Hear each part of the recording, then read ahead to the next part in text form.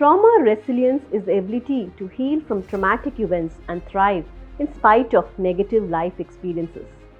When incidents such as an accident or fire happens, people tend to respond to this trauma either in shock or in denial.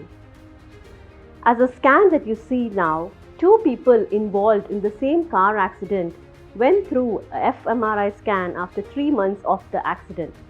The husband, who was in shock, his scan showed that his brain is activated just like an electric circuit. He came out sweating with high blood pressure and reliving the accident again. His wife, who was in denial, had least activation in her brain scan as she felt nothing. This was because her response to trauma was a survival mode of dissociation she learned as a child when her mother was nasty to her.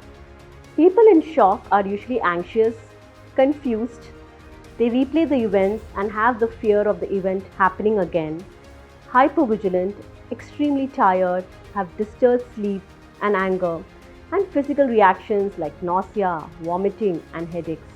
People in denial feel helpless, they're filled with guilt, completely dissociated, they get immersed in work and their routines, avoid reminders of the event, and have no physical reactions. Do not ever say these words to people who have been involved in a traumatic accident. It could always be worse. Just because someone's problems is worse than the trauma survivors, this doesn't make it easier for the survivors to process. You are a survivor, so quit being a victim. Yes, it's true the person has lived through it and survived, but by saying this, you're forcing your point of view on them. And finally, never say it's time to move on, because every person is different and the length of the healing process is unique to each person.